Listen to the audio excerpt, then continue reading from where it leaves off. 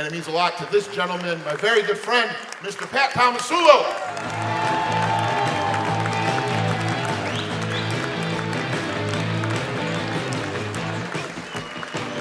John Vincent, everybody, let him hear it. I love that man. How great is he? Welcome, everybody. Welcome to the 7th annual Laugh Your Face Off Comedy Fundraiser. Give yourselves a big round of applause for coming out. It's so good to have, we're back, right? We're back with a live audience, a little bit different this year.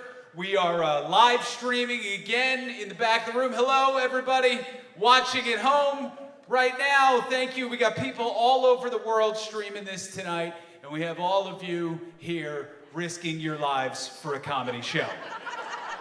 So thank you very much. Thank you all for wearing the masks tonight. We were trying to abide by the city's rules, which, as you know, are totally not confusing whatsoever. You know, they've laid everything out very clearly. When you're in places like a supermarket, you gotta wear a mask, obviously. But if you're at the United Center for a concert, you'll be fine. Don't worry about it. Live music COVID can't penetrate live music, so we'll be fine. I don't know what end is up right now. I really don't. I do know that a pandemic is not a good time to be a hypochondriac. I do know that. I do know that. Would I consider myself a hypochondriac? I don't know. I do know that based on my internet research, I've probably beaten cancer about 47 times. I know that much. You call it a headache, I call it a tumor. Tomato, tomato, right? Thankfully, every time I had some ivermectin laying around, I knocked it out real quick. Doing so good. It's awful. I'm a wreck. I miss having a cold. You remember having a cold? Remember how much fun having a cold was? Remember allergies? Remember allergies? Now the pollen count goes up. I got a swab up my nose and I'm readjusting my will. I can't take it. I can't do this anymore. We just started going out again. We weren't going out. I gotta be honest. Amy and I'll be honest with you though. We've been together 20 years. We weren't going out in general. We weren't going out. We were talking about it recently, about how date night has changed for us, you know? In our 20s, we would do cool stuff. You know, we go to music festivals. Now, like brunch and a matinee. That's my Lollapalooza at this point. These kids smoking their doobies in Grant Park. I get the same feeling leaving a movie theater while the sun is still out. We were talking to this couple we know, this young couple in our 20s. They were telling us about a date night they went on. They were going down this whole litany of activities they had. They were like, we went out for drinks, we went out for dinner, then we went to a concert, then we went clubbing until 4 in the morning. The entire time I'm listening to this, I'm thinking to myself, I would have to shoot cocaine into my nuts to get through half of that itinerary. That's a 9-hour date. Are you guys breaking for a nap at any time? I was thinking, who has time for 9 hours of fun in one day? Do I look like I'm still on my parents' health insurance plan? I don't have that kind of time. They were like, well, if you guys don't go out, what do you do for fun? I was like, we're married. We watch television. What do you think we do? They're like, oh, so you Netflix and chill? I was like, no, we Netflix and just constantly ask what time it is. That's what we do. I'm like, what time is it, babe? It's only 9 o'clock? It feels later. Doesn't it feel like midnight? I thought it was midnight. What does the clock in the microwave say? What does that say? 9 o'clock? Oh my God. All right, well listen, we can start another episode, but I can't promise I'm gonna finish it, honey. The show's an hour long. I'm not a superhero. I don't know what you want from me. You know how early I was up mowing the lawn? Come on, be reasonable.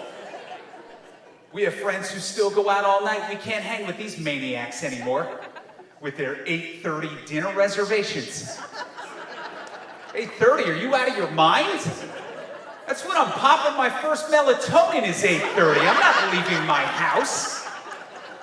I love these people who say nothing good happens after midnight. I say nothing good happens after 5 o'clock. Make the reservation.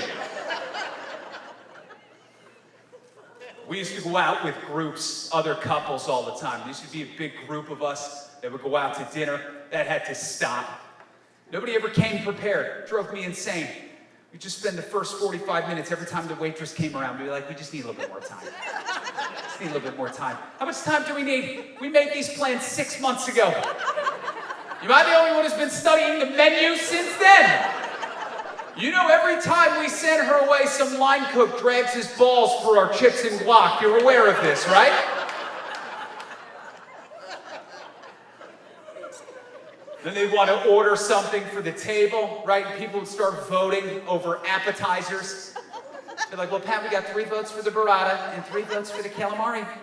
You guys are the deciding vote. What's it going to be? We vote never to do this again with any of you, ever again, for the rest of our lives. I don't want to vote. You know why? Because there are some people at that table whose opinions I don't give a shit about. What do you think about that? We got this one woman in our group. Every time we would do one of these dinners, she would bring a new boyfriend. That guy shouldn't get a vote. But I can't have what I want because Karen's new boyfriend has a shellfish allergy. So you break out in hives. Just eat the shrimp, Todd. What's the worst that happens? Your throat closes up? Isn't that why you carry around that EpiPen all the time? Come on, let's jab a thigh, liven up this little fiesta. I'm so glad I'm here, though. Next weekend I have to go to a wedding. I'm done with weddings. Wasn't that a nice silver lining of a pandemic? 18 months without having to go to that nonsense anymore. If you're getting married, good for you. I'm happy for you. But here's what you got to understand, all right? It's the most important day of your life. Do you know what day it is to everybody else? It's Saturday, and you're ruining the whole goddamn thing. And don't get me started on these Sunday afternoon weddings. We wanted a brunch wedding. No, you wanted 20% off the venue. Don't bullshit me. And you got your brunch wedding, and I got a cha-cha slide at 2 in the afternoon on the Lord's Day. It's not proper. I don't wobble before sundown, you heathens. I won't do it. But kudos on the menu. Nothing says class like a make-your-own waffle station. You knocked it out of the park. Well done. These weddings are all day, right? Can't do it. They'll do like the ceremony at 1 o'clock, and then the reception's not until 6. Last wedding I went to, I asked the bride, I'm like, do you have any suggestions for what I can do to kill 5 hours? She was like, you know what? There's a park near the venue. I said, a park? Get the hell out of here. You're not gonna believe this. I was just telling somebody, you know what I would love to do today? I would love to walk around a park in a full suit and tie under direct sunlight on the hottest day in July. How did you know? Who told you? I went to one wedding over the summer that was in a barn. That's the hot new trend, pretending to be farmers on your wedding day. He was a doctor, she was a lawyer. They thought they'd try on lower middle class for a day. Bride was like, how about this barn? Is this something? Has such character, doesn't it? I was like, yeah, you know what else it doesn't have is air conditioning. I shouldn't be dehydrated at a wedding, trying to take in fluids, but I can only fit so much water in this mason jar you're making me drink out of. What other ideas did Chip and Joanna give you for the big day? To throw up some shiplap, maybe a couple of giant clocks? Only 2 groups of people like going to weddings. People in their 20s because they're broke and it's open bar. And people in their 70s because they're just glad they're not at a funeral. It's everybody else, it's a 6th workday. You people who do destination weddings, you can go straight to hell. You think I'm gonna renew my passport for you? The balls. Friends of ours got married in Colombia a couple of years ago. Neither one of them Colombian. They just did it to be different. I was like, well, yeah, trying to avoid being kidnapped is pretty different for a wedding. Maybe for the flight home, I'll shove an 8-ball up my ass to really complete the experience. How about that?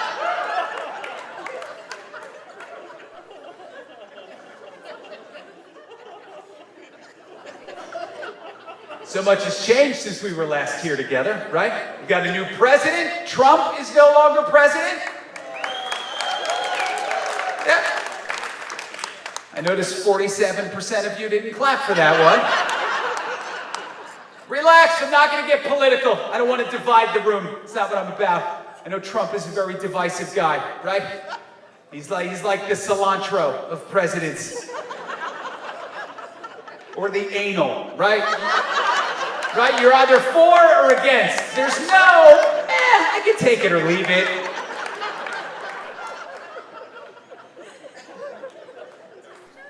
I am convinced, though, that you people who hate him, I do think you wouldn't feel that way if he had a different job. I'm convinced of this. Like, if he wasn't president or a billionaire, but I want you to imagine that that guy was your local TV weatherman. How amazing would that be? Could you imagine them wheeling him out there every night in front of a weather map, giving zero weather, just talking shit about everybody? You would love him. You would never miss a newscast. You would leave social functions early to get home and watch that guy live. Your friends would be like, dude, where are you going? Where am I going? Trump at 10. I never missed that maniac. Plus, it's going to snow tomorrow. Bet you $20 he promises the traffic lady a solid 9 inches. Come on, bet me. Bet me. What an election we had, though. Historic. What was it, like 66% of eligible voters participated? A lot of people were excited about that. Not me. That number was entirely too high for my liking. Have you seen what's out there? You want 66% of that voting? You want 2 out of every 3 mouth breathers blocking your path on a sidewalk, choosing the next leader of the free world? I got my doubts about 2 out of 3 of you, if I'm being honest with you. They're always trying to get more people to vote all the time. They want everybody to vote. They're trying to lower the voting age. Every couple of years you hear that. They were like, we should lower the voting age to 16. I was like, yeah, that's what the electorate needs, is more people who beat off into a sock. That's exactly what it needs. Exactly what it needs. A couple of kids get some attention. They think every teenager is Greta Thunberg. They're not. They're idiots. My nephew just got pink eye because one of his buddies farted on his head at a sleepover. But yeah, let him vote on the fair tax amendment. He can handle that. We want everybody to vote. We need everybody to vote. No, we need some people to stay home every 4 years. I think every election day we should schedule WrestleMania, the Daytona 500, a Real Housewives reunion, a Fast and the Furious marathon, and keep a lot of these idiots on their couch eating Pizza Hut and let the smart people choose the next president. How about that? I don't know why you're clapping. Statistically, I'd eliminate half of you. Everything is so divisive now, right? Black Lives Matter is divisive. You want to talk about that? That's a nice light topic to talk about for a charitable fundraiser. Here's what I've noticed. I'm not going to spend a lot of time on this. Here's what I've noticed. I've noticed most of the people that tend to have a problem with Black Lives Matter tend to be white fellas. And whites, from one to another, we've had a good run. To me, I was thinking about this, all right? I think there's only one white guy who has a right to be upset with Black Lives Matter. One white guy whose life was completely destroyed by the movement. I'm talking about the original Jake from State Farm. And he's the only one. You remember that guy? Had the role of a lifetime. Then one day out of the blue, they're like, take your khakis and your low rates and get the hell out of here, Jake. He's like, I thought you guys loved the character. They're like, oh no, we do. We're just going to replace you with a much younger black guy, put him in commercials with the biggest athletes on the planet, and pretend like nothing ever happened.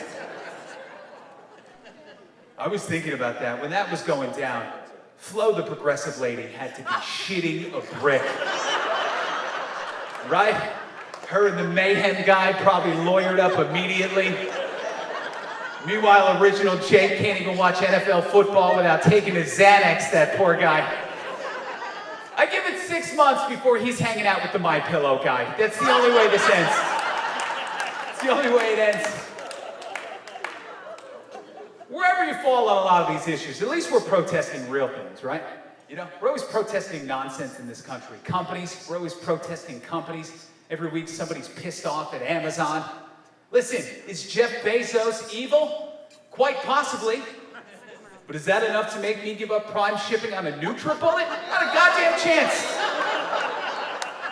Listen, I tried to protest Amazon. I did. I really wanted to.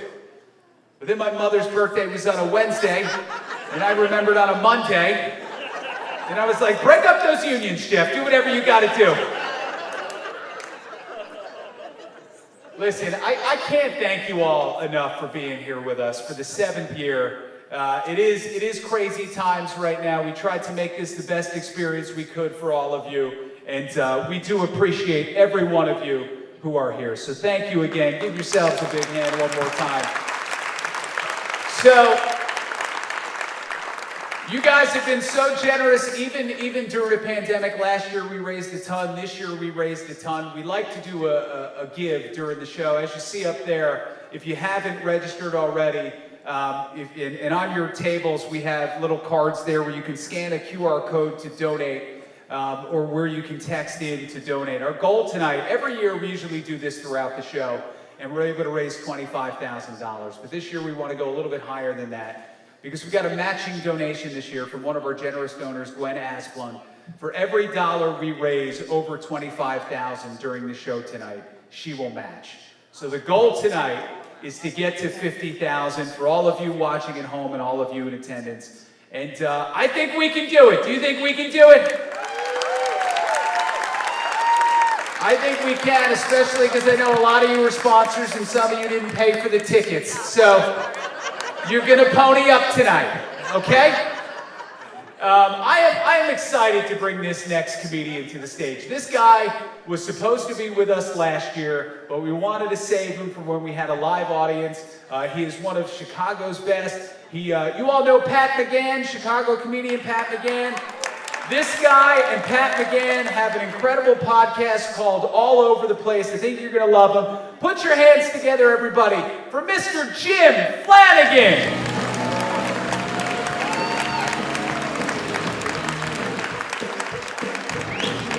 Hey, keep it going for Pat Tomasulo, ladies and gentlemen. Let him hear it. Make some noise for Pat. Working so hard on this fundraiser, he didn't have time to put socks on today. That's how busy that guy is. Busiest man in the business. I'm happy to be up here, so I don't have to be wearing a mask at this moment, because my glasses keep fogging up. That's the thing that keeps happening to me. And people like to give me unsolicited advice about how to get my glasses to stop fogging up. I had a guy walk up to me the other day and he was like, "Your glasses are foggy." I was like, "No, I knew that part. I did. I tried to see out of them. I was aware. I didn't know you were here. It scared the hell out of me, you know? Didn't see you at all." He goes, "You should put some Rain-X on those." "Oh yeah, I'll do that for sure. Yeah, 100%. I don't even know how to put Rain-X on my car. What do you want me to gotta go schedule an appointment at Jiffy Lube? Is that what you want me to do?" Going in the morning, be like, "What make and model we working on today?" I'd be like, "Some 2017 lens crafters." Just here for a quick windshield treatment. I'm one of those weirdos. I had a pretty good pandemic. I did okay. I lost about 35 pounds in the last year and a half, and that was nice. You don't have to clap. It was 45 pounds, and then they started opening stuff back up again. Yeah. I was like, "Oh, cool, so going outside's the problem." That's what I learned. I'm better off in isolation. Cool, I'll do well in prison. Fun to find that out. I'm an indoor cat now. That's what I learned during the pandemic. I'm allowed to go places. I did. I lost some weight. I started riding a bike. It's one of the things I did. This is something that happened to me. My first bike ride of the year this year, I got hit by a car. Yeah, I'm fine now, unless you work for State Farm. And if you do, I'm under continuing doctor supervision. The person who hit me felt terrible, right? Felt awful. Waited for the police to show up and an ambulance to show up. She just kept saying the same thing to me over and over again. Just kept going, I didn't see you there. I didn't see you there. I didn't see you there. And eventually, I was trying to make her feel better. So I was like, "Hey, listen, you don't need to say that part. That's implied, you know? Like you not seeing me is the basis of this whole conversation. Like, I can't even imagine a scenario where you saw me. hit me with your car, and then stop to talk about it. What would that even look like? Just like, hey, wake up. Hey, you made it, yeah. I saw you there, and I got mad. I did. I was just like, we got to get rid of him, yeah. So I started driving as fast as I could. I didn't finish the job, but I'll keep trying. I know where you live. Your wallet went flying, and I'll see you tomorrow. I don't need help hurting myself. I'm very clumsy. I am. I'm a single man, and we have single people here? Okay, great. No. This is one of those 2-income fundraisers. Makes sense. Makes sense. No cheap tickets in this house. All right. We at least got to stay together until the kids are through school, until Pat Tomasulo's fundraiser is over. We can't.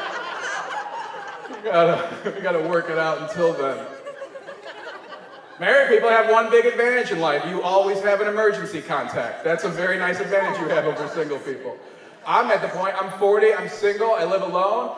Whenever something bad happens, or whenever I have to fill out an emergency contact form, I just have to put one of my friends down randomly, you know? Because the only thing worse than something bad happening to me is something bad happening to me and then someone going, hey, quick, he's hurt. Call his mom. Yeah, call his mom. You put her number down on the form. We'll call your mommy, dear. Don't you worry, it'll be fine. I had a pretty good pandemic. I was raised well for it. My parents did a great job of raising me for this. I didn't know that going in, but they did. They did a great job. My mother is an agoraphobic, which is the fear of going places, and my father was an alcoholic, which is the fear of coming home. So, yeah, they're like, you're not going to be able to leave the house for a while. I was like, no problems whatsoever. I got this. I'm good, you know. I did the online dating for the first time during the pandemic. That was fun. I learned I will talk to anybody if I'm not allowed to go outside. That's something I learned. I had more meaningful relationships in 3 months online than the first 39 years of my life combined. It was incredible. My friends were like, you gonna meet any of these women? I was like, no way, they know way too much about me. You know, it'll never work. I was gonna meet one of the women. This is something I learned. If you're into drugs and you're into online dating, you have to put a code in your profile, right? Because you can't just say it. You can't just put it in. You can't just be like, you gotta love reading, you gotta love animals, and you gotta love heroin. You know what I mean? You can't just say that, right? So they put, like, if someone's into pot, they say 420 friendly. We've all seen it. This woman's profile that I was talking to said must be 710 friendly. That is something called dabs. I don't understand it. Ask someone younger than me. You're all married. You don't care. You don't need it. But I didn't know what that meant. And I got really excited when this woman's profile said must be 710 friendly, because I'm from the Midwest and I love bowling. Do you know what I'm saying? So I'm messaging her, I'm like, am I 710 friendly? I grew up in the alley, you know? like, I'll grab my bag of white powder, I know just the gutter. Let's do this. Pretty good bowling joke is what that is right. I needed to get out. I needed something good to happen. I needed this. I got financially hacked recently. They got into my Chipotle app. That's how they got me. It's pretty embarrassing. Yeah. They didn't hack Chipotle, by the way. The company's fine. They just got into my app somehow. So I discovered it, you know. I had to be the one to make the phone call. And try convincing your bank that you didn't order those burritos. That's a phone call. And he's like, I'm not even in Omaha. I don't know what happened. You know, and they're like, not this again, you know. And I'm like, no, for real. I didn't do it. I think the most embarrassing part of the whole thing, though, is like if you've ever had like something stolen from you, you really like you visualize it, right? You start to wonder about the person who would steal from you, and you know, and I just have to think that like out of the hacking group, like they didn't send the best hacker at my Chipotle account. You know what I mean? Like when the hacking group gets to work in the morning and they're going through like their day and everyone's like talking about like the A team walks in, they're like, all right, we're gonna go after the crypto today. We're gonna get all the crypto. We're gonna get the Bitcoin and the Ethereum. Another group walks in, they're like, we're gonna go after the banks, we have the plan, we're gonna get all the money out of the banks today. They get down to my guy and he's like, I'll get lunch. If you guys just wanna have an order on my desk by 11, we're having burritos, this guy named Jim is buying. It was super easy to figure out his password, it was very simple. It was just Chipotle with a 0 where the O should be. It was unbelievable.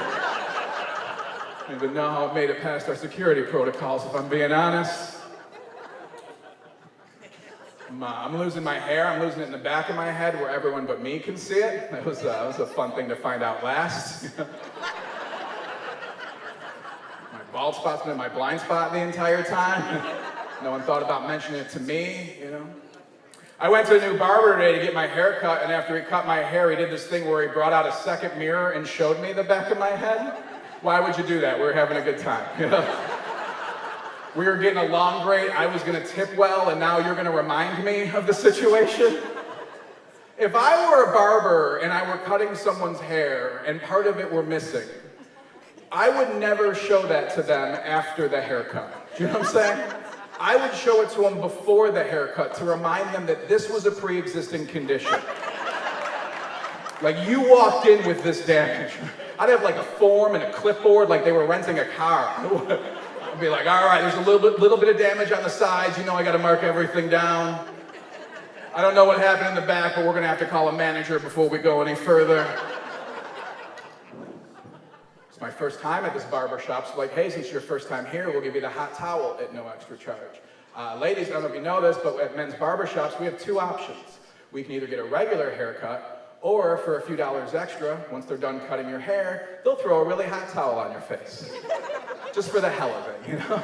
Like we all do at the end of a long day, right, fellas? Just microwave a towel, lean back on the sink and relax, right? That's what they do, right? They wet a towel as wet as they can get it. Then they heat it as hot as they possibly can. Where? Probably the same microwave they used for lunch, but don't worry about it. Don't let that cross your mind ever again. Don't think about it, you know? Right? And then they take it out. It's so hot they can't even touch it with their fingers. They have to use tongs to take it out, right? So they take it out with tongs. And they shake it once, because that's all it takes. They just one little shake and they're done, right? And then they take the corner of that towel and they gently press it to the corner of my face and go, hey, is that too hot? Is that too hot? And I was like, no, I don't think so. And then they smothered me with it, you know? And I was like, ah, shit, that's way too hot. Please stop. But they can't hear me, because while they're ironing my face, it's keeping the screaming inside, you know? So they're just pressing down harder while I'm just yelling secrets into the abyss. They're like, we're opening your pores. I'm like, you're searing my flesh. There's gotta be a way to keep the pores open and the skin intact at the same time. I don't even know why they're doing this to me. Does it feel good? Kind of, eventually. Once my face stops burning, but that's probably how my face felt when I walked in there that day, you know? You can't just start putting out cigarettes on people's backs because it feels good when you stop. That's not a business plan, that's a crime. These guys are charging $6 for hot waterboarding and I'm the only one who sees a problem? Went to a fancy restaurant today, I did. I'm not a big fancy guy. I've got a little cheat code I use whenever I go to a nice steakhouse. I like to get the steak sandwich. Yeah, make fun of me all you want to, that's okay. It's like this coupon code that no one ever talks about, isn't it? Every steakhouse has one, right? And they're a fraction of the cost of the steak. It's unbelievable. This one had a ribeye steak sandwich. So I asked the waiter, I wanted to be sure, right? It was like, how much is a ribeye? He was like, $60. It's like, how much is bread? He was like, $0. And I was like, how much is a ribeye between two pieces of bread? He goes, $12.99. Yeah, I'll do that one every time. I'll do that for sure. It's unbelievable. There should be documentaries about how this is happening and no one talks about it, you know? They do it everywhere. One of my buddies is like, it's probably a smaller piece of steak. Okay, I'm surprised it's the same animal at these prices. Are you kidding me? I'll take 3 steak sandwiches. What are we doing here? You still owe me $12. You know what I mean? That'd be like walking into McDonald's and being like, how much is a Big Mac? $6. How much are fries? $2. How much is a Big Mac with French fries on it? Oh, we'll pay you $11 to eat that. That's exactly. It's a bit of a bargain, you know?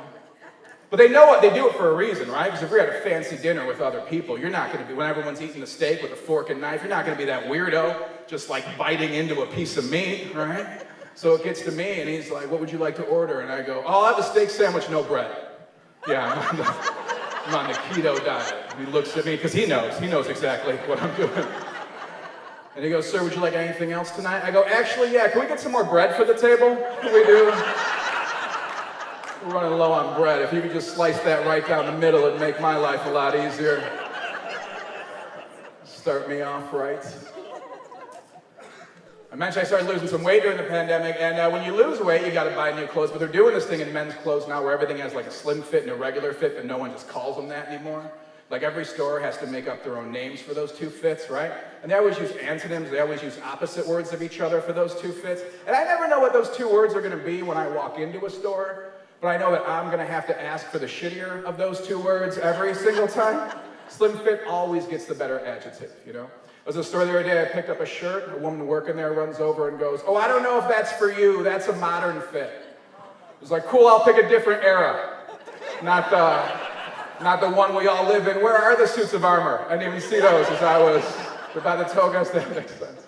You learn which words aren't yours though, right? I picked up another shirt, it said city fit. I was like, that's not mine, that's not. Do you guys have this in like an extra rural back there somewhere? You have like a central Illinois hanging out back there, like a Peoria or like a Danville or something? Like somewhere that gave up, you know? But the worst of all of them, Banana Republic, is they don't even do that anymore. They just use 2 cool guy names for their fits, and you just have to guess which one you are.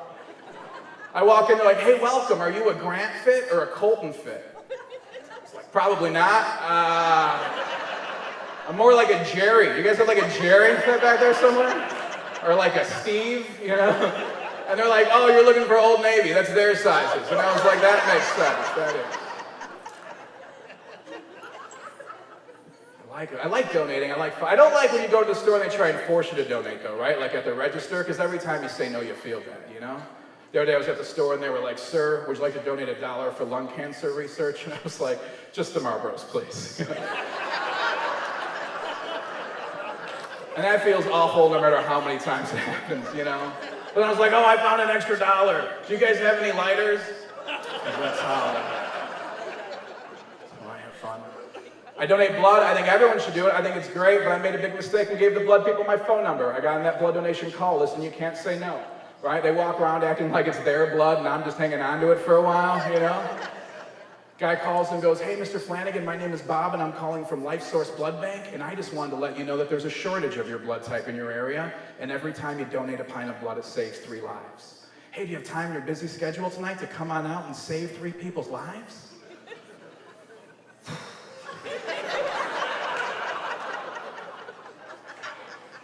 "No thanks, Bob. I'm pretty busy." He goes, "Hey, I get it. I'm also busy. What are you doing tonight that's more important than saving 3 people's lives?" "I'm going drinking, Bob. I had these plans for a while." "So have you thought about the fact that if you go out drinking tonight with 1 less pint of blood in your body, you will get drunk a hell of a lot faster?" I was like, "Wait, what? Really?" No, I'm not falling for that again. You got me last week. I'm still woozy. I'm pretty sure this is illegal. You know, I'm going out tonight. He goes, "Fine, go out tonight and have a great time, but be careful while you're out there drinking. We'd hate to see anything bad happen to you because remember, there is a shortage of your blood type in your area." You guys have been a lot of fun. I'm Jim Flanagan. Thank you very much.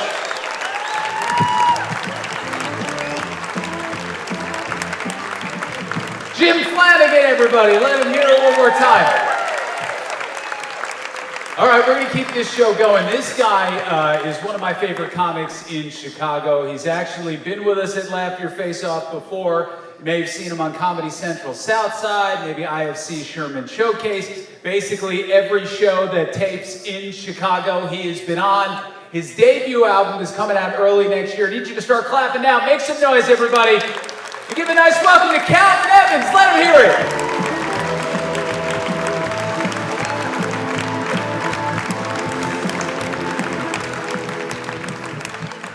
Chicago, how we feeling? We good?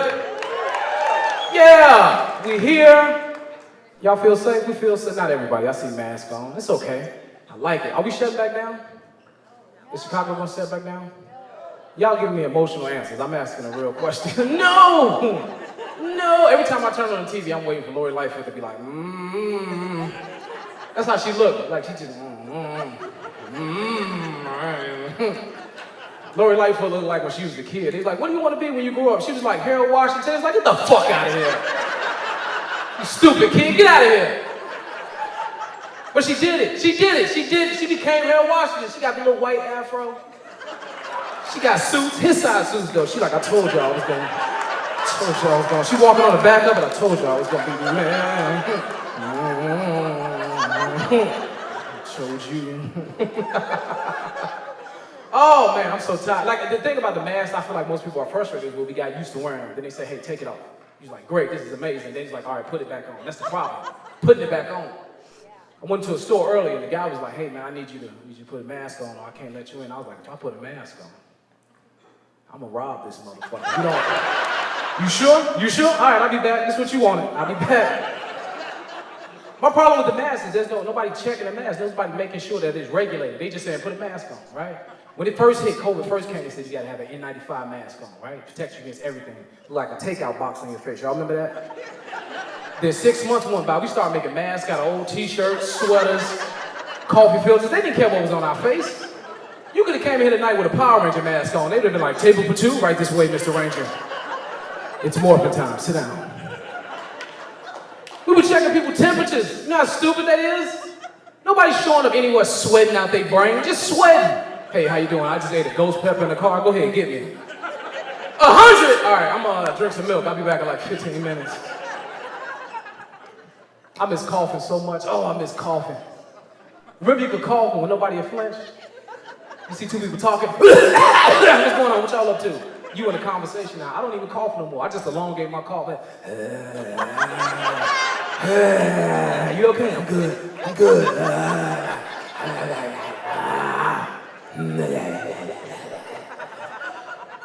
I just turned into some spit. No, I'm not sick. I'm good. I'm good. You know what COVID killed? COVID killed CPR. There's no more CPR.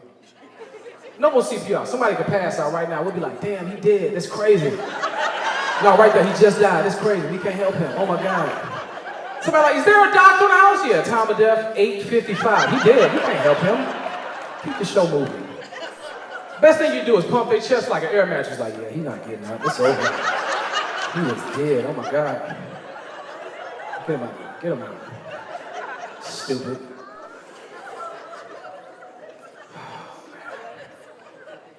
Any COVID survivors? COVID? Where my COVID survivors at? Make some noise. COVID survivors? Yeah, come on now. I say survivors because people clap for survivor. If I say who had COVID, y'all be like, I ain't had this shit. Well, my COVID survivors, I am here. I am here. I am not my illness. I am a survivor. You know what's messed up about COVID? There's no cool way to get it. There's no cool way to get COVID. If I had a bump, like if I had an STD, at least you knew I was having sex. It's a story, you know what I'm saying? How you get that bump on your lip? Man, I was in Florida, right? It's a whole story behind it. It's a story. I was riding a jet ski. I was in Florida. A dolphin jumped out the water over my head. It was amazing. I looked up and the dolphin, his penis, it just brushed my lip ever so slightly. It was majestic. I never seen nothing like this. So when I looked up, I didn't know, and his penis brushed my lip. That's how that bump came about. That's how that. How you get COVID? Oh, I was breathing at the wrong time, in the wrong place, I guess. I caught me slipping. That's how that came about. Caught COVID 2 months ago. I was upset because I was doing everything I was supposed to, right? And the symptoms for COVID, so much like everything else, in my mind, I was in denial. 14 days is supposed to last, 7 of them, I was in denial. I was in hard denial, because in my head, I'm like, if I can taste, I can smell, it can't be COVID, right? Did a bunch of shows over the weekend, came home, had a real bad sore throat. I didn't know there was a COVID symptom.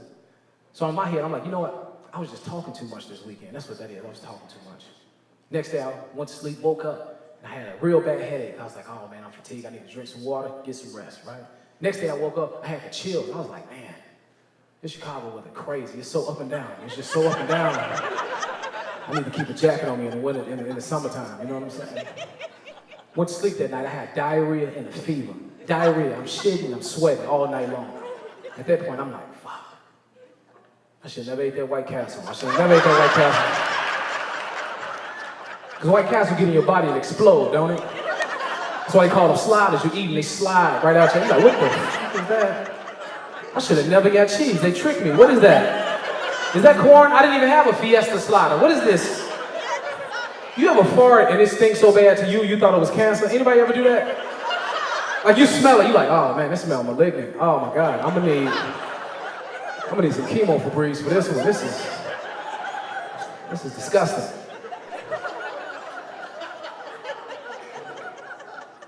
At that point, I'm like, you know what, I'm gonna take a test. If you never took a COVID test, the Q-tip they put in your nose is this long. This is how long the Q-tip is. They take it out the package real calm and smooth, the way they talking to you, and you looking at it like, what you gonna do with that? The thing that pissed me off, they don't put no line. There's no line to be like, hey, don't go past this line. into somebody's head. This is not safe. I don't care what your profession is, what you went to school. You shouldn't stick anything in anybody's head past this line. No line, it's at the discretion of the person that's putting it in your head. They like breathe in and then they joust. They just joust.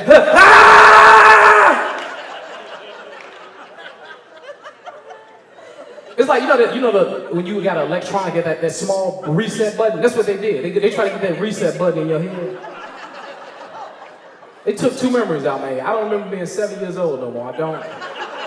My parents be showing me pictures like, you don't remember going to Disney World? I was like, that is not me, get that shit out of my face, man. I was 6 and I was 8. I was advanced, I skipped 7.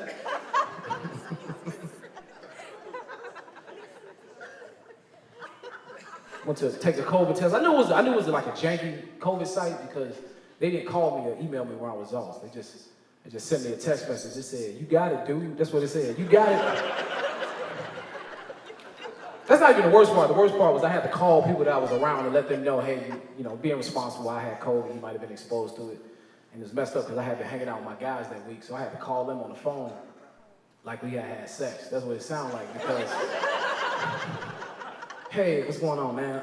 Remember we was together this week? I got tested and they're like, hey, what the fuck are you talking about? No, because we was together, remember? The test results came back and I'm positive you might want to go get tested. No, I'm just saying, because remember we had been together this week and I'm positive by us being together, you might be too.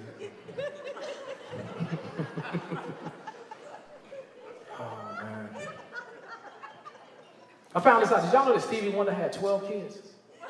I'm not making this up. Stevie Wonder, 12 kids. Ray Charles, 10 kids. I'm not making this up. Yeah, if you blind can play a piano and sing. Yeah. You blind play a piano, whatever this is right here. All that action. I found it out, I was like, man, it's cool. And I thought about it, I was like, no, it's not cool at all. You blind, you can't fact check those kids. You know, think about like you blind, somebody come to you and be like, you got a baby on the way. You like, okay. What they look like? They look like you. Cool. And no, it's not cool. You don't even know what you look like. What are you talking about? Stevie Wonder, the first song that he wrote for his daughter was born. His first daughter was born. He wrote a song, Isn't She Lovely? Y'all remember that song? Isn't she lovely? I think he was just asking questions. Is she lovely? Is she wonderful? That's my fucking baby. I can't see shit. Please. Help me out.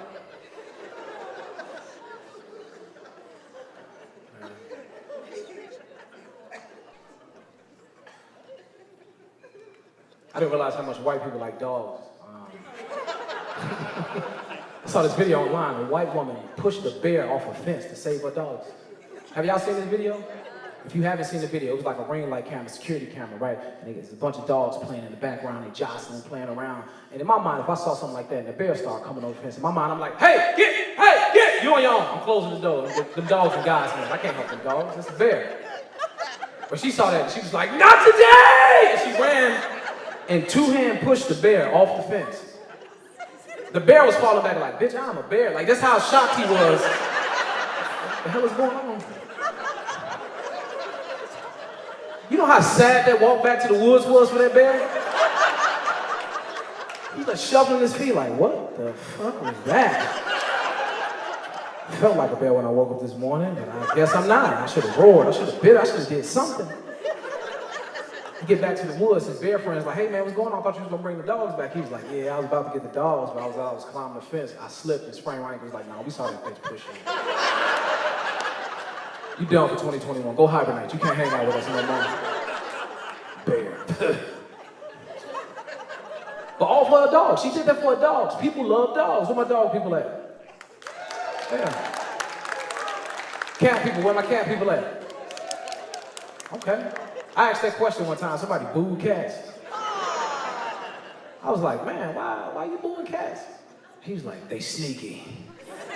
I'm like, they sneaky? Really? I've never in my life left my wallet around a cat, came back, and $25 was just missing out my wallet. Where my money at, cat?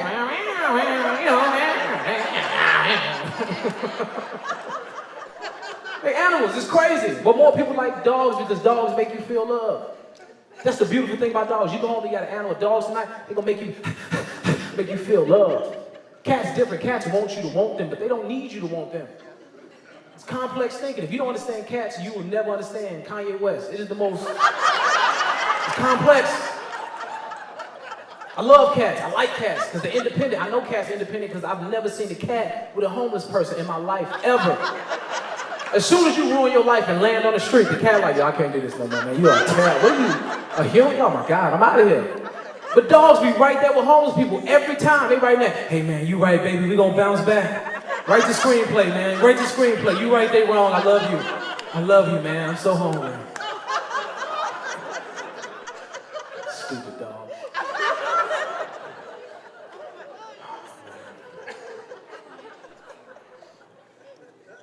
I go to restaurants a lot. I love reading the menu. A lot of restaurants pride themselves on cage-free animals. If you don't know what cage-free is, let's say like McDonald's. They get cows, pigs, chickens, they put them in the cage. It's time to kill them. They kill them to make hamburgers, chicken nuggets, and whatever the hell a McRib is, right? I feel like McRibs is made out of camel hump, but I can't prove it, whatever. But these restaurants, they like to let their animals run around in the field and get their hopes up about life, right? Then they kill them. Then I think that's the dumbest shit in the world. Like, why would you have these animals thinking about tomorrow, making friends with one another, and nothing is promised? It's just chickens in the field like, this is the greatest place on earth. I love y'all. I love y'all. We're gonna do this forever. I'm gonna run inside real quick. Like, you're not coming back if you go inside. Chicken is over for you. Like me personally, I don't care what happens to the food I eat. I don't care about their social life or their cardio. Like for instance, you can punch a cow in the mouth as hard as you can. As long as there's no teeth in my beef, we good. Like I don't care. You can choke chickens out quietly, just shut up.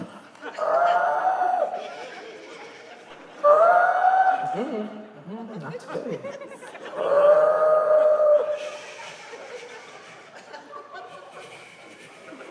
I do that to get uncomfortable.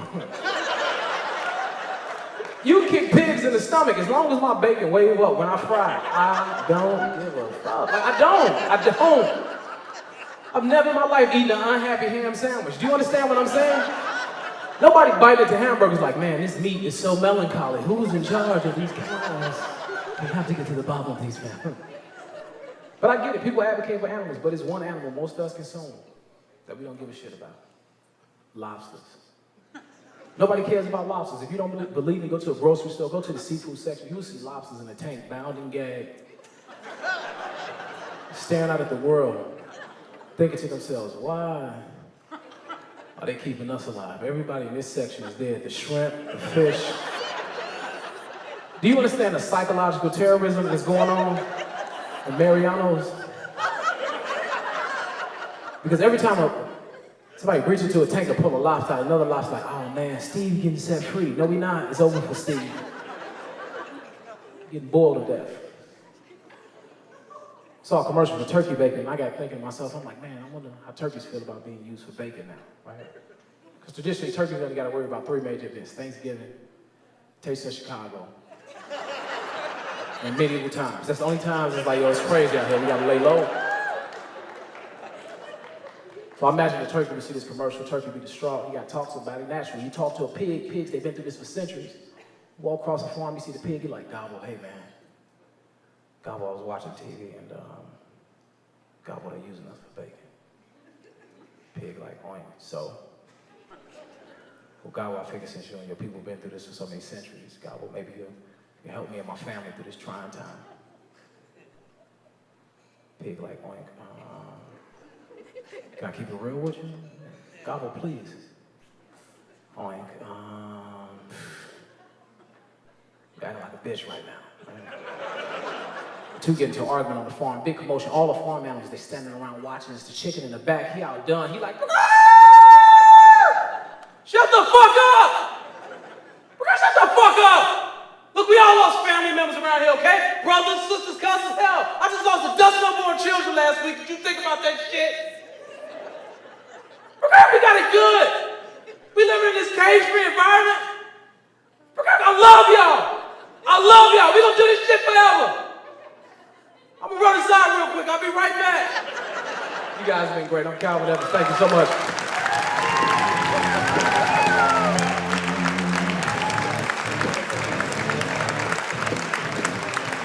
Calvin Evans, everybody. One more time. Let him hear it. You know, every year you all come and you donate. We appreciate all your generosity. We appreciate all the sponsors who are with us year after year. But I do want to take just a couple of minutes and recognize a few very special sponsors for how much they've done for us, and also because it was part of their sponsorship package that I stand up here and tell everybody how great they are. So here we go. Now, in all sincerity, I do have to thank Northwestern Medicine for being our title sponsor for, how many years in a row is this? Do we know? Are we keeping track? 4 or 5 years in a row?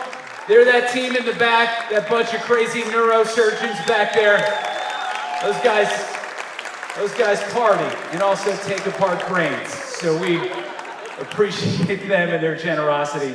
Horizon Therapeutics back in the corner. If anybody saw those videos we put out this week, I just, like so many sponsors, cold called them this year, and they answered right back with a giant, big, fat donation. And not only that, they wanted to help us get the word out. They came to our home and spent some time with Amy and I. They're here tonight, taking some footage tonight. So it's not just about them opening up their checkbooks, but we really appreciate you all helping us get awareness for TN. They couldn't be here tonight, but the Village of Rosemont, we want to thank them. They are with us every year. We love the Village of Rosemont. Impact, I don't know if anybody from Impact made it tonight, but they've been such great sponsors of us. And of course, I do need to take a minute and recognize the crew at RT Specialty over in the corner. In years past, I've talked about what this crew has done for us. They joined us in year 1. And we're so moved by what we do that Pat Richmond and John Reiner and their wives have really rallied behind us. Every year that we've done this, they've recruited different companies in their insurance field to come and be a part of this tonight. And this year tonight, that crew, RT, is responsible for $100,000 being donated to the Facial Pain Research Foundation. So we appreciate you guys more than we can express. Thank you guys so much. All right, we ready to get this show moving along? Enough of this. We get the next comedian coming to the stage. This next comedian, she is one of my favorites. She's one of the top touring comedians in the country. Coming from Milwaukee. Put your hands together for Chastity Washington, everybody.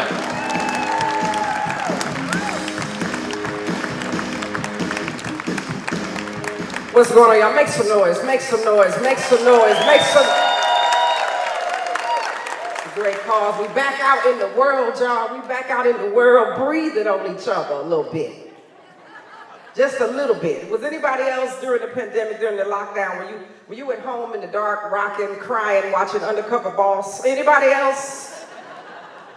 Just me? Was anybody else just eating shit out at the microwave door? Was anybody else just with your lazy ass? Anybody else?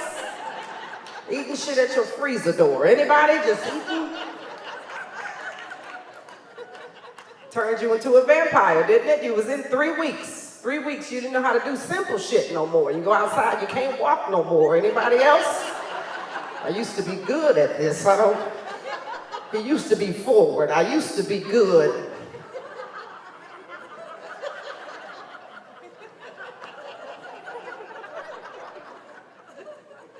The vampire, the sun was too bright when we went out. I was like, God damn it, how did I do this before?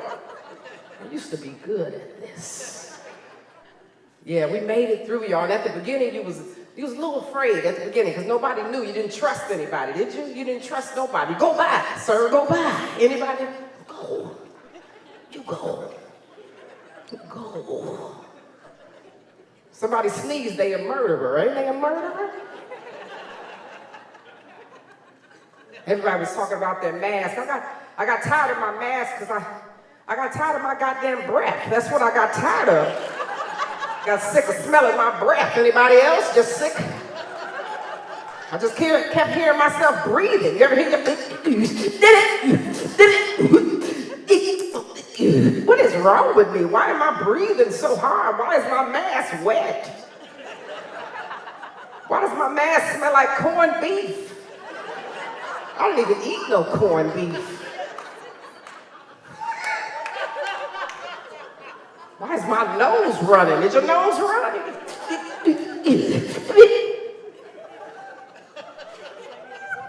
Get home, you're home 2 hours, you still got the damn mask on, just sitting there. Why do I still? My mask smell like corned beef. Why am I? We made it through though, y'all. We made it. And this is the thing, I worked through the entire pandemic. I'm a teacher when I'm not doing this. I'm a teacher. Thank you for clapping for my pain. I appreciate you. The kids didn't do well. The kids didn't do well on the Zoom. They didn't do well. I had a high school student came on the Zoom with no shirt on. He said, "What we doing today, Miss Washington?" Turn your camera off, Jarrell. I need you to... Who are those people behind you? We are in class. Close your laptop, Jarrell.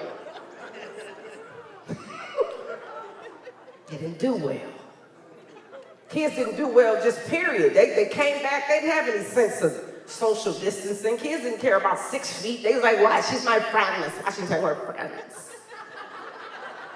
We're friends. We talk to each other this close in each other's face. We're friends. Like, move back 6 feet, move back, put your mask on. That's how to do all day. Pull your mask up, put it on, put your mask on your nose, pull it up, put your mask on. Kids is coming in with big old masks right here. Kid came in, I said, "Why you got that big ass mask on?"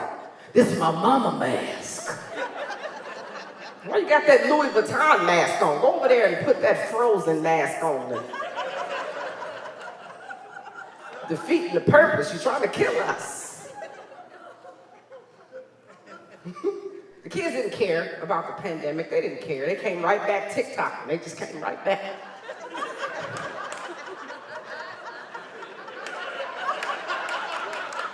They came right back. They were like, "Good morning, Miss Washington. We need eating tater tots." Yeah, that's what they said. Like, I don't give a shit about your tater tots. It's 7:05 in the morning.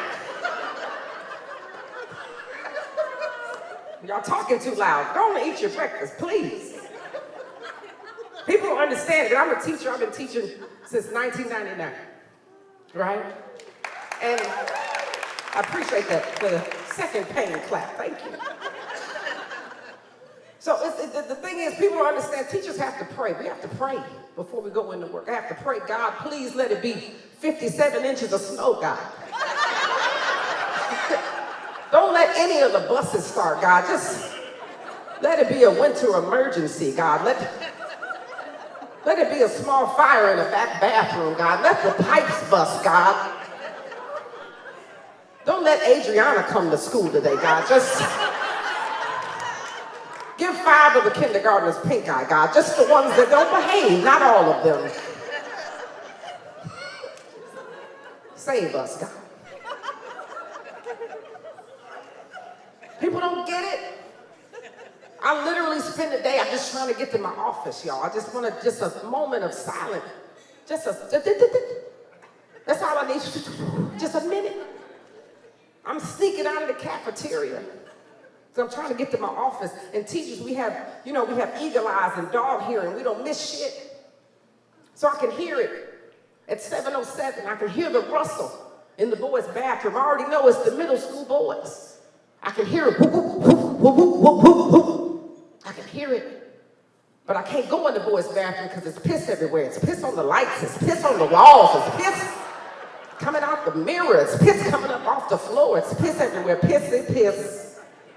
It's pissy, piss.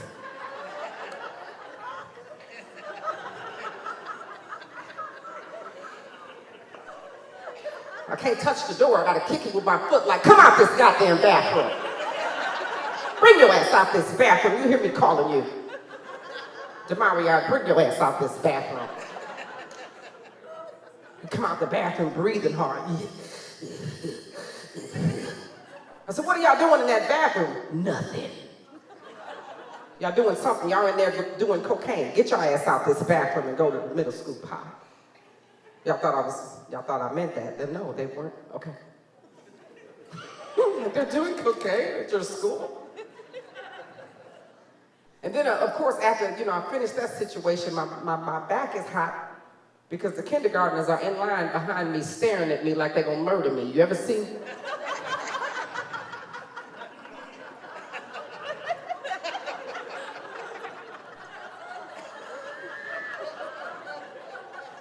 And they just wave at you aggressively. You ever been waved at by a 5-year-old? They just keep waving at you.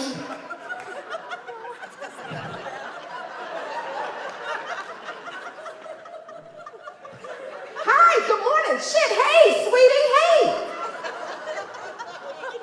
Hey, how you doing? Good morning, hi. Then they gotta come up to you to tell you whatever they're thinking, you know, and they come up and they beat the shit out your titty. They just beat Miss Washington, Miss Washington, Miss Washington, Miss what? Yes, sweetie, what? Yes? Yes? Yes, what? Yes. And they can't get it out because they're stuttering. Their little mind is going so fast. They're in front of you. My mom says, and then the boy, and then I said, say what you got to say. You spit it out. I'm still drunk from the weekend. You spit it out. I don't know why I came to work. I should have took a PTO day. I need a Gatorade.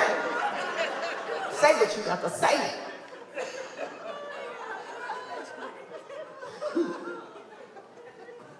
It's crazy. Every day. The kids are crazy. Kids came back from the break, being out. Some kids virtual, they came back fat. Call them fat. They're so fat. Just fat. I had a kid, 4th grade. He came back. I said, what the hell happened to you, Tristan? You was in 4th grade when you left. Now you're 40 years old. What the hell happened to you? Your fat ass came back in here.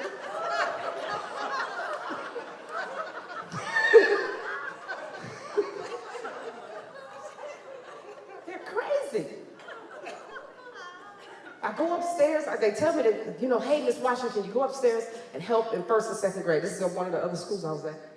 And I went up to 1st and 2nd grade. It's always hot in their room. It smells like crayons and boots. Okay? And the kids tell you shit before it happens. I had a 7-year-old, she had her hand on her throat. She said, Miss Washington, my throat about to hurt. I said, it don't hurt yet. Sit your ass down. How about that? When you do, tell me. Then I'll do something. We'll send you home. The kids don't stay on topic. We're doing the activity portion, the color wheel, and I asked them, I said, if you mix yellow and blue, what do you get? One of the boys raised his hand real fast. I said, you. He said, I'm going to be a firefighter.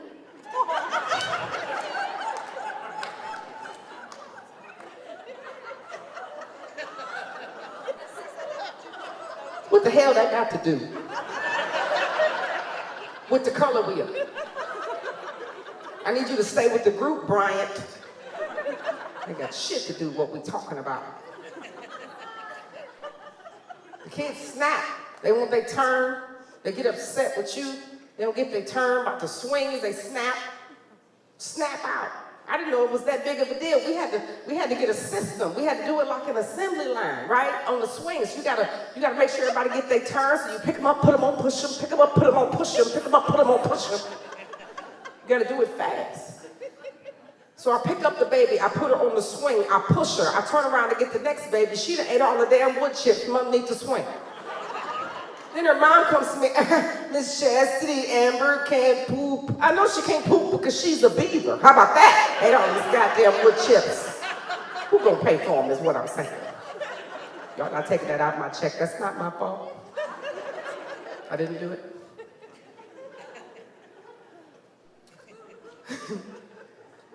Well, I'm gonna get ready to get out of here, y'all, but I do have to say, if any of you, and this is a great cause, thank you, Pat, for having me, and blessings to all of you.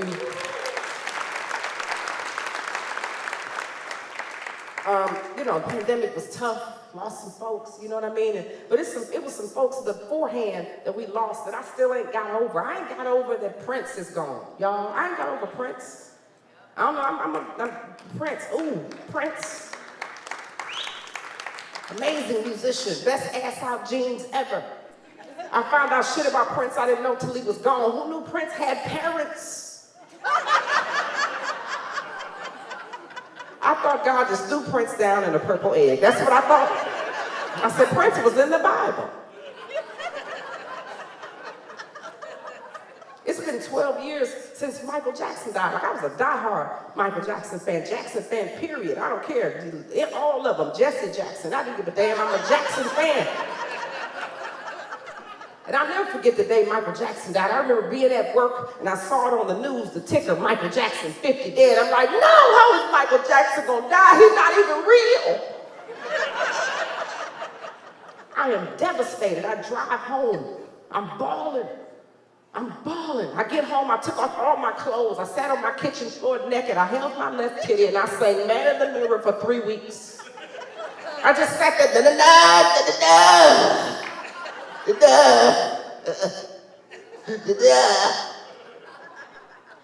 stayed there till the funeral came on. I still didn't have on no clothes. I was still naked. And then the thing was, what was crazy about it is that I was teaching a dance class at the time, right? I was teaching a dance class with some young people right before Michael passed. And I told them, I said, this is your last concert, it's your last rehearsal before the concert. Y'all gonna be amazing, right? But I did not make it through the rehearsal without breaking down. So I gotta share it with y'all. I got them all in there. I said, we're gonna be great, y'all. We're gonna be awesome. We're gonna be... We're gonna be great, y'all. Y'all ready? Oh my God. Oh my God.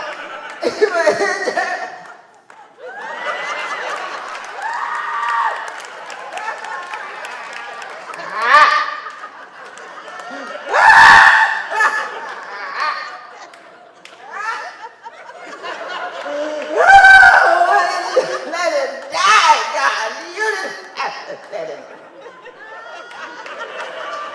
Oh my God, you could have killed Joe. You could have killed Latoya. We didn't want her anyway. Oh my, who else could you have taken, God?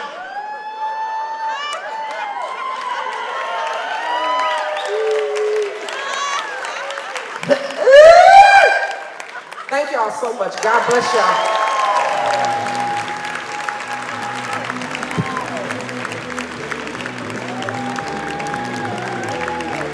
Chastity Washington, everybody, let her hear it.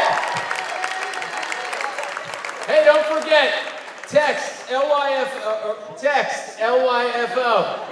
2000 or scan the little thing on your phone. Can we get an update? 25,000. We are halfway there.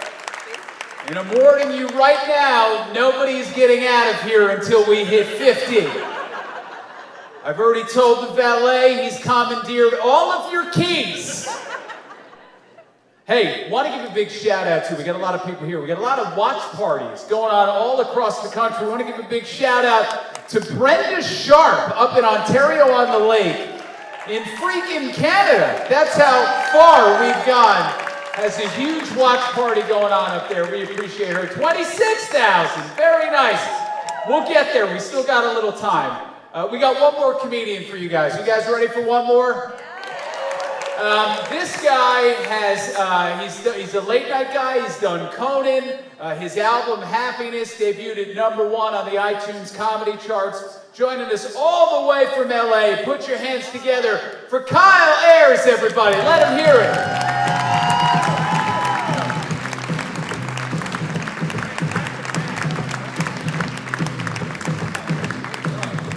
Hello, give it up again for Pat and everyone. This is crazy. Look at us at the thing. How about that singer? Holy shit. That guy was so good. Well, I don't know his name. I wish I knew his. That's all I want to do is watch videos of him. Jonathan Vincent? Fuck. Why was he first? That's like you go to a Harlem Globetrotters game and Michael Jordan's just shooting hoops pregame. I want to know more about that guy. These ones are funny, but that guy was actually good. Damn, that was so tight. I bet he's funny. I'm like in love with him. It's like FaceTiming old friends. I like drinking. I'm like the kind of guy, I like drinking so I can't do it that much. You know what I mean? It gets in the way. When I drink, I do this thing where I'll do pretty much whatever anyone tells me to, even if they're joking. That's the thing I like to do.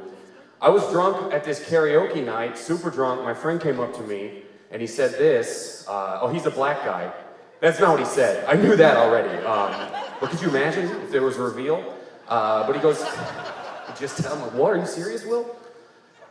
He comes up to me and goes, Kyle, you know as a white guy, it's cool if you say the N-word as long as it's during your karaoke song. That's what he told me. That was my friend. I was drunk. I believed him, so I did it. He was very wrong. No one was happy. I was like, Will, you told me I could say the N-word. He's like, you can't. He's like, yeah, you can't just add it to a Weezer song. You know, say it ain't so, Will.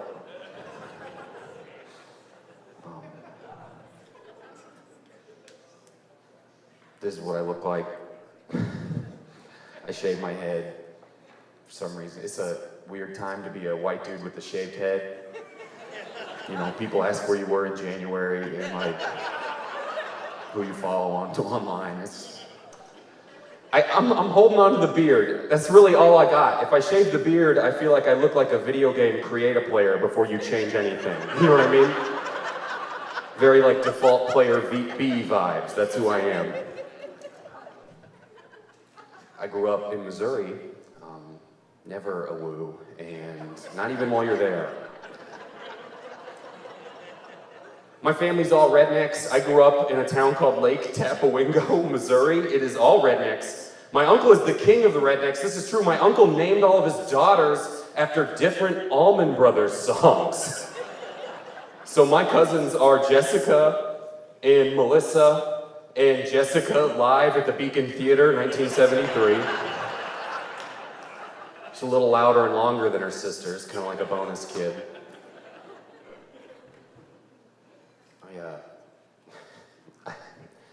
I told my friend that my favorite restaurant is Chick-fil-A.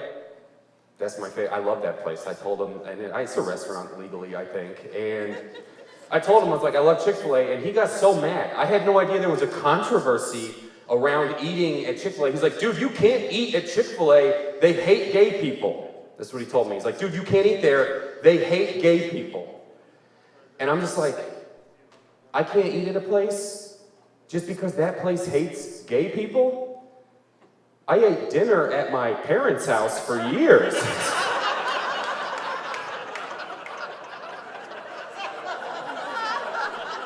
Sounds like you need a new argument, Mitch. That's what this sounds like. My dad's 70, he won't let two meats touch. Like, what are you talking about? Like, 2 hot dogs, you take that shit back to college. All right. Going to grad school. I'm glad you guys like that one. Otherwise, it's a slippery slope. I travel a lot. I live in California. I travel a lot. It's just too many states. There's too many things to know. I don't want to know the laws of individual states. If I hear Maricopa County one more time, I'm gonna kill myself. I don't know. Why do I know what Texas's electrical infrastructure grid is? I have no idea. I don't know some of my cousins' first names. And there's too many states. They all have different laws. Some states' laws are like way far ahead. They're very progressive. Some states are like very behind. Illinois, fairly progressive with their laws. Some states need to catch up. I was in South Carolina, and I was trying to get weed. And I was like, is weed legal here yet? And they were like, we just integrated schools. I was like, oh. So, he's in class. Can we get him out?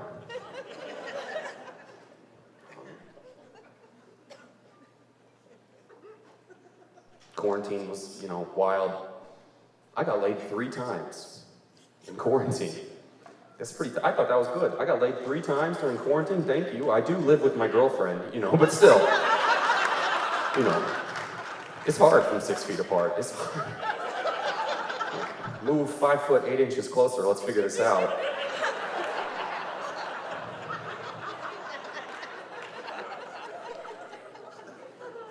I was like a gross dude before my girlfriend. I didn't even know it. I was a gross dude. The first time she ever came over to my house, she was like, do you even own a top sheet? And I was like, what do you mean, like my best sheet? That's him. That's old Brady.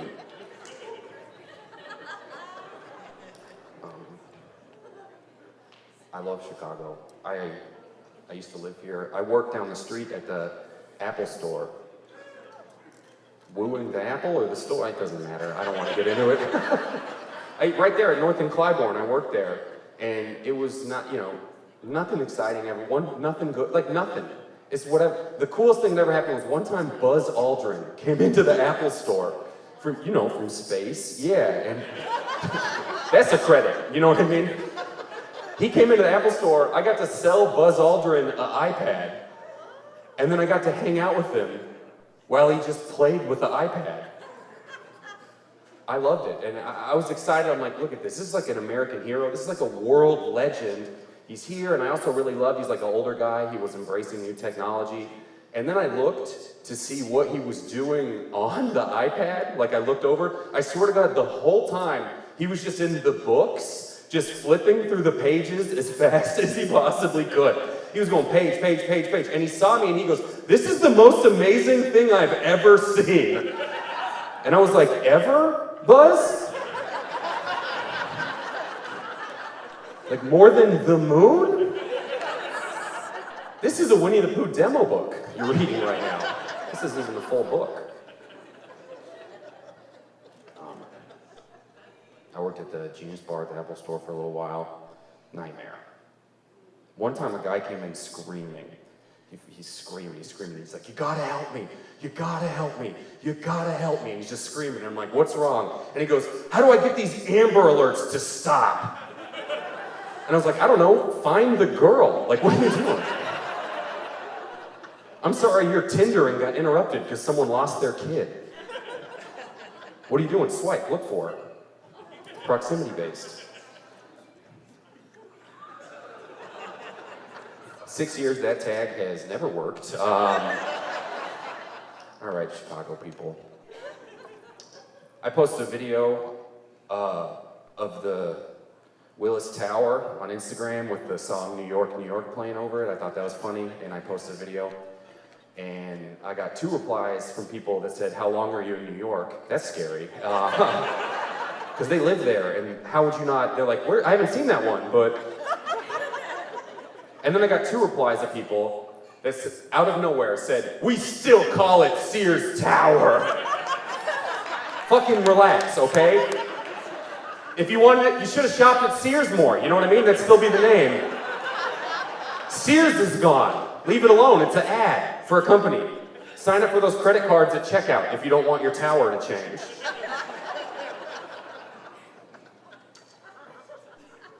Let's clap for the bartenders here tonight. That's great. That's hard. They're the best. They gotta serve you. Think about that. Think about who you are. I work in the service industry. Right now is a rough time to work in the service industry. Everyone's angry. There's people who are doing like this. People don't tip. If you do this, you should be able to be killed. That's the death penalty, only for this person. That's like the most frustrating thing for me is if I go out to eat with people or something and they're not nice to people who work in the service industry, that's a game over for me.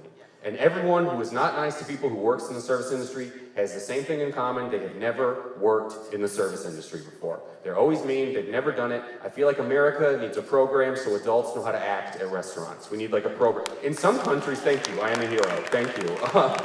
In some countries, they have this thing called conscription. And how that works is from age 18 to 21, everyone legally has to serve in the military. I think America needs restaurant conscription. Age 18 to 21, you are just legally a server. That is what you do. It's like, oh, you want to study abroad? Too bad, you got drafted by Chili's. Get in there. Let's do this. Oh, you want to get back to your baby? Get these baby backs out to 10, then we'll talk, you know? I've never been to war. I have worked a Mother's Day brunch.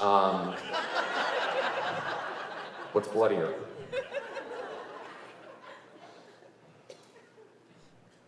We talked about that.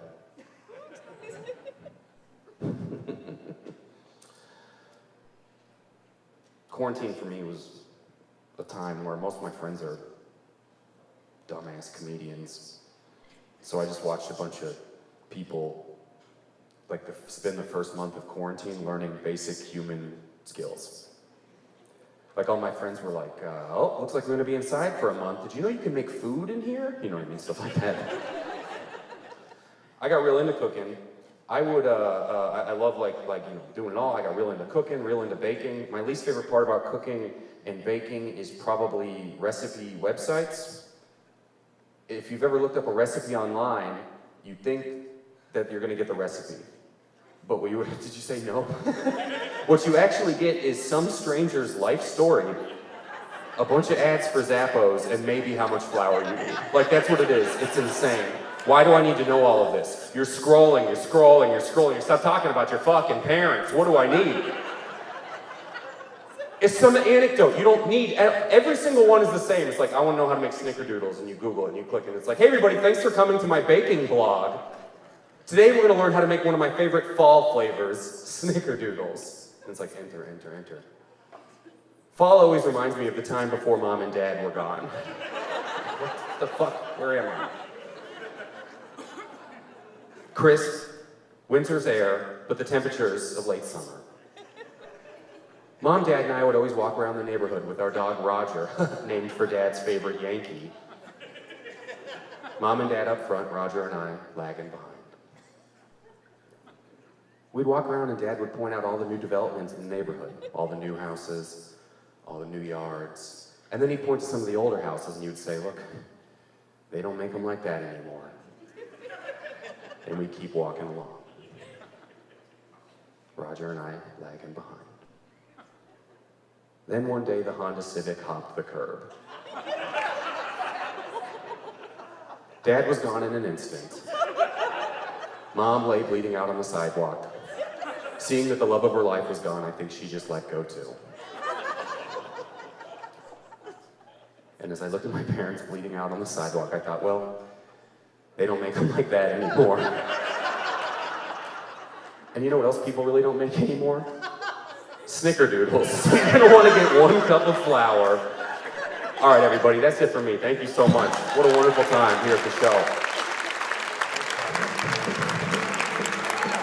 Give it up for Kyle Ayers, everybody. Let him hear it. How about Pat? Look at him. He got a second microphone. Come on. The two of us up here looks like we're about to corner people about Bitcoin at a party. So, listen, there is a reason I wanted to bring Kyle out here this week all the way from LA. Aside from being one of the hottest, young up-and-coming comics, Kyle has got a connection to what we're doing here tonight. Yes, so, correct. Or I lied to get a gig. No, I actually have trigeminal neuralgia. It is true. I had it for 3+ years, and in May I had microvascular decompression. Where are those surgeons at? Fucking, you saved my fucking life, Jesus Christ. I don't know where they're sitting. My God, Dr. Giannotta at USC, I would suck your cock. Like, you saved my life. He's so old it wouldn't get up, but he did a good job. I mean, it really did. It is the most alone I have ever felt, even in trying to relate to other people. I'm gonna get really emotional.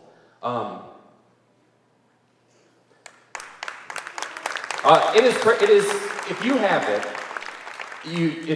or if you're in the life of someone who has it, it is hard to explain to other people. And for me, having it for years and misdiagnosed this, and I got 2 teeth removed, and I got all this work done that didn't matter, and shots and medications and coming off of medications and the longest road, and even the fact that I got so lucky that what I had, I say eligible, it's a fucking disorder, but I was able to get this surgery and it worked and it changed my life, and it, to me, the most unsung people that get the worst fucking rap. And it hurts. It hurt.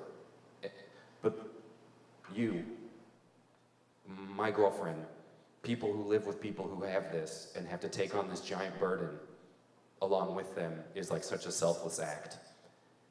And I'm in awe of that. So thank you for being that person. Yeah. And it is a boulder to share. I don't know.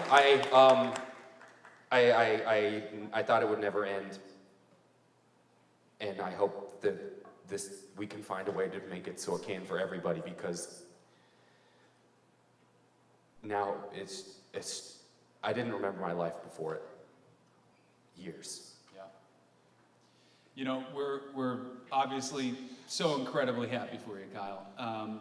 Kyle is one of the few who really gets the kind of relief, as he explained to you, who's lucky enough to get that relief from the surgical procedures. And so many people are still struggling, and so many people still have so far to go.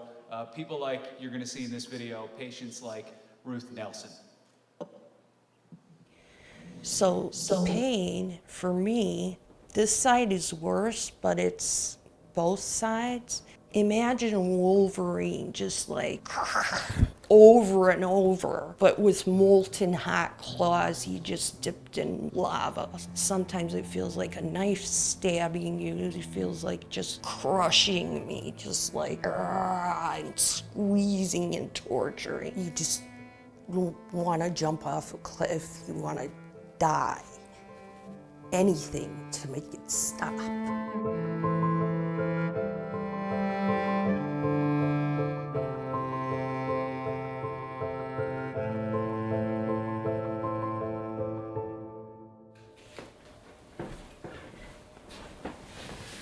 So I have trigeminal neuralgia type 2, which is sometimes called atypical. These are all the medications I take here. It's a constant pain.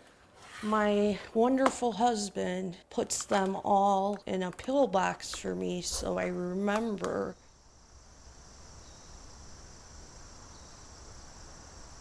I'm not able to really do any of the things I used to do. So my day is pretty boring and painful. I love nature. I love being outside. I used to absolutely love bike riding, kayaking, boating, swimming.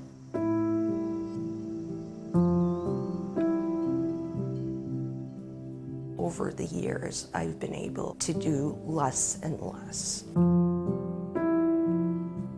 I have had a great passion for the whole cosmetics industry since I was a little kid. I opened up my own studio, so I owned my own business. Progressively, the pain got so bad, I had to close my business, and that just, it was like the rug was ripped from under my feet, you know? So, very difficult. I knew Ruth before she was diagnosed with TN. It adds a dimension to the relationship, but it's not, or at least we try not to let it be a defining point of the relationship. The work you were doing when you were working was absolutely beautiful. I do get to come home for lunch and give her a hand, and then when I'm home in the evening, I do whatever I can for her as soon as I am through the door. He does everything, and he is so helpful and kind to me. It's very hard on him too. I feel like a huge burden. I probably would be dead without him right now. So. She has more bad days than good days. If I have a good day, I still have pain, but it might be less. On a really bad day, you know, it's just, I'm in bed, just, it's horrible.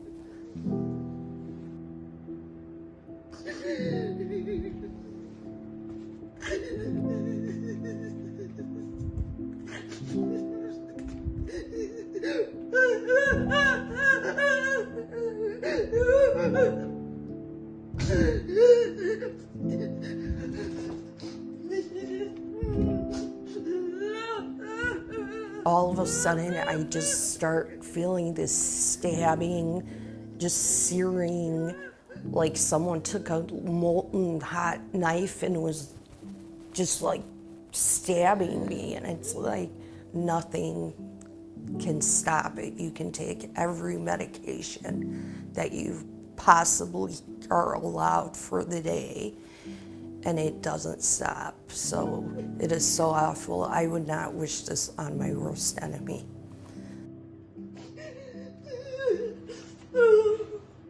It was a bad day. Not the worst, but one of the worst days.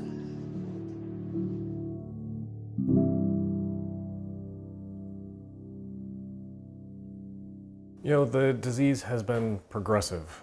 We have gone from Ruth being functional to a degree to not being able to function like a normal person.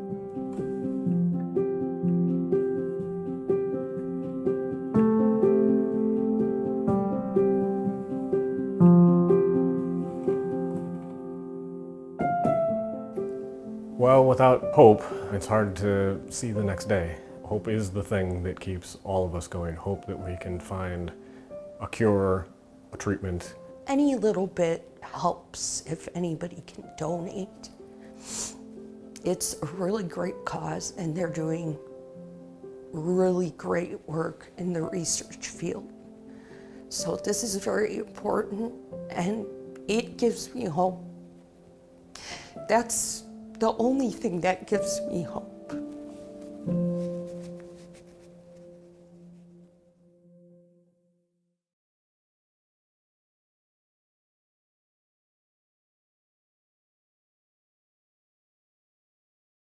Yeah, I know Ruth and her husband Ryan are watching at home tonight, so I just want to thank them for opening up their lives to us and their homes to us to tell us their story. You know, it's wild. When we started this fundraiser in 2015, our foundation really was in its infancy, which I know might be hard for some of you who I hit up in year one to believe based on the sales pitch I gave you. But it was early in the process. But my excitement at the time was because I knew that it was something special. I knew what the men and women who had started that foundation, I knew what they had built was something that was truly unique and different. For the first time in history, an international consortium of scientists from all different disciplines and backgrounds, neurologists, neuroscientists, pain specialists, geneticists, all coming together to stop pain.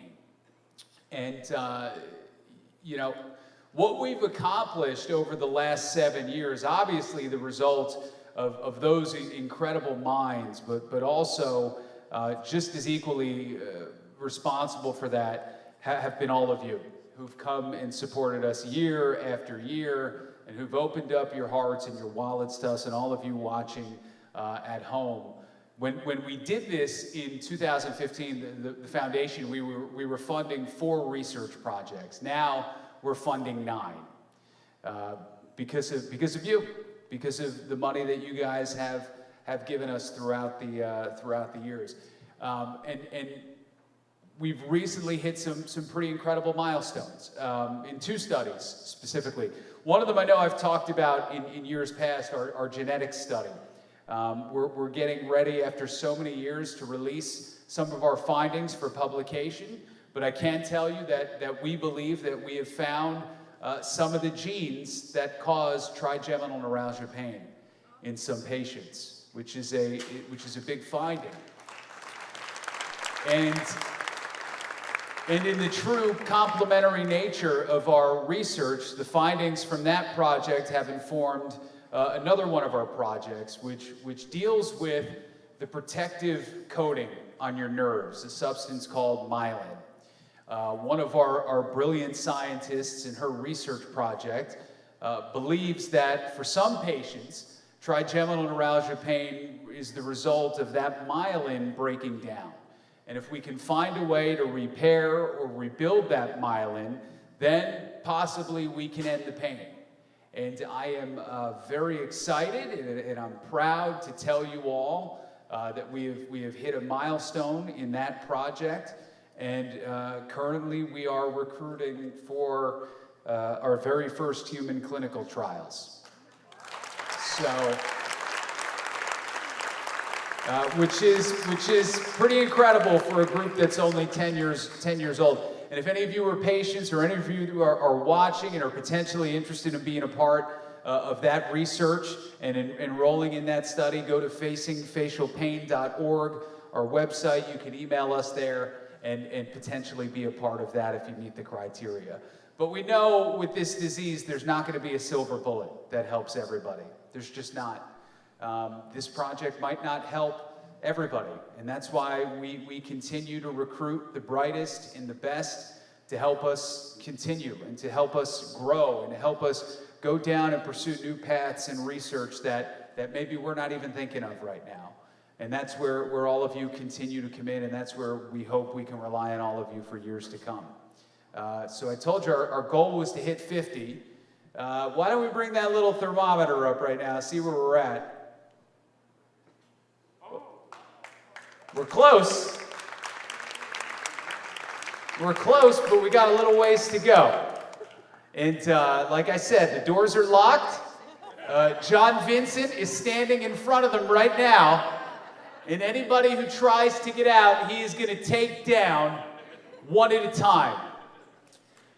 I know you've all been so generous already. And I know that standing up here and asking you to donate more money might seem a little bit tacky, but I don't care.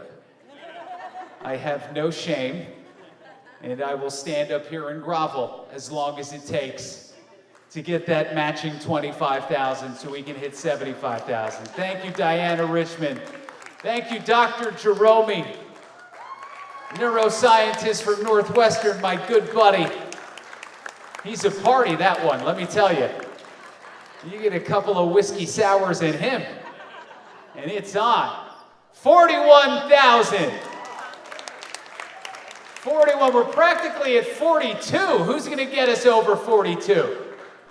Who is gonna get us over 42? Thank you, Brian. Thank you, Brent. Thank you, Caddy. 43,000. Thank you, Rick Scarlata. Rick's wife, Marianne, is a TN patient herself. She's been pain-free for many years, and they continue to be with us. Jeff Curtis from Horizon, thank you so much, Jeff. Jeff is the guy I cold called and got Horizon on the hook for $20K. So Jeff is okay in my book. Isn't that right, Jeff? Can't wait to email you next year, too, my man. Kier Gaganidze, Aline Cox from WGN, my colleague. Thank you, Aline. Erica Strama. Thank you, Anonymous. Don't hack us. Don't you steal all that money from us. Thank you, Nihai. 45,000. We are almost at 50,000. We're getting there. We are getting close. Thank you, Jenny. Thank you, Adam. 48,000. Diana, again, what are you doing? Am I going to have to bring out the big guns? Am I going to have to bring Amy? Where is she? Amy is here tonight, but we're keeping her sequestered. She's up there. Amy, wave to everybody. Hi, Amy. Amy wants you all to keep donating. Thank you, Beth. 49,000. Thank you, Michelle. Anonymous again coming through twice. We love you, Anonymous. Thank you, Sinem. Her husband, Mike, is the guy who put together that video you all saw tonight on Ruth. Mike donates his time year after year for the Facial Pain Research Foundation. We love you, Mikey. Thank you. What do we got? I'm not good at math. 200. There we go! 50,000. Let's just keep going. Let's see how much more we can do. We got Vicky. Mike Tomasulo. That handsome son of a gun. That's my brother, Mike. Thank you, Michael. 55,000. What do you think? We got a couple more in us? We got a couple of more. Who's watching at home who's yet to donate? Let's see if we can get over 60. Let's do 60. How about that? Amy, yell at these people to keep giving some money. Thank you. Look at her. Isn't she adorable? Hi, honey. Are you having fun? Yeah. Thank 65,000. 66.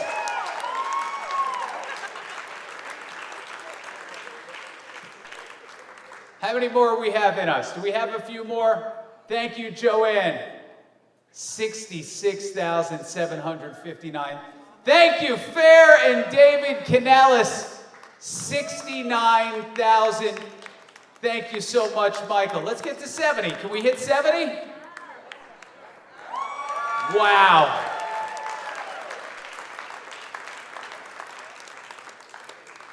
How many more do we got? Is that it? Thank you, Morgan. We're going to just keep going. Diana, stop it. You're doing too much. All right, listen, $70,000 is incredible.